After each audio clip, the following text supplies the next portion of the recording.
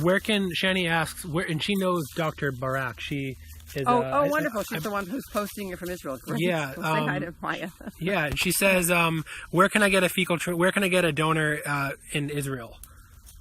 Well, I would have told Maya to take it home with her on her plane, and maybe we can find somebody that's visiting Israel. I don't know how restrictive.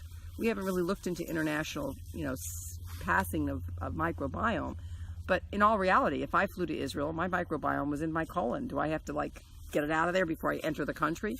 So, if we know the animal is free from any infectious diseases that can't travel internationally, like if it had rabies, I wouldn't be sending their microbiome over there. But we know my dog is a high rabies titer and has had rabies vaccines, and so we know that that's hopefully not being done. So yeah, at this point, we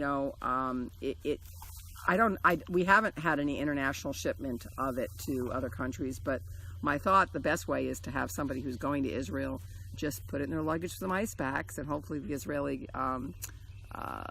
security won't think it's something bad, because it might save a lot of lives. Yeah, and maybe, I don't know what you think about this, but you can check with Animal Biome, see if they ship to Israel. I don't know if they do. They might, because they might be able to, but it's still it's pretty much the same kind of thing. It's a combination of different bacteria. Theirs are in a freeze-dried situation where it doesn't need dry ice. Ours need dry ice, so you need somebody who is going there directly or next day air, which is very expensive to send to Israel. So it'd have to be somebody who's, wants to take it and is willing to pick it up at the clinic and then deal with the Israeli security and say if they have a problem with it, then you might lose it at the airport. But I have not tried to do that yet. And could she talk to Dr. Barak and see if there's any?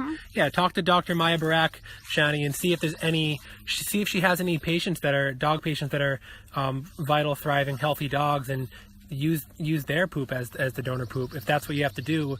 So just kind of talk to her about that as well. Yeah, I mean, to me it would be wonderful that each country has a group of veterinarians that are sourcing it, so that that the animals that are in Costa Rica or the animals that are in Spain can have a microbiome that's a healthy microbiome for that particular area of the country.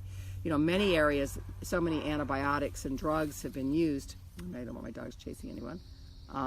So many antibiotics have been used for so long and so easy. I mean, I went into a veterinary practice in Costa Rica 2 weeks ago just to talk to them about ozone and microbiome. And I mean, he was just dispensing antibiotics to farmers. They don't have any veterinarians, don't have to dispense it. So they just buy it like they would buy, Coca-Cola at the store. There's no restriction of what you can use, and when people think that one thing will help and they don't know that there's anything else that will help, and they'll pull the antibiotics off the shelf and they don't understand that they might be actually causing more severe damage to the animal than to the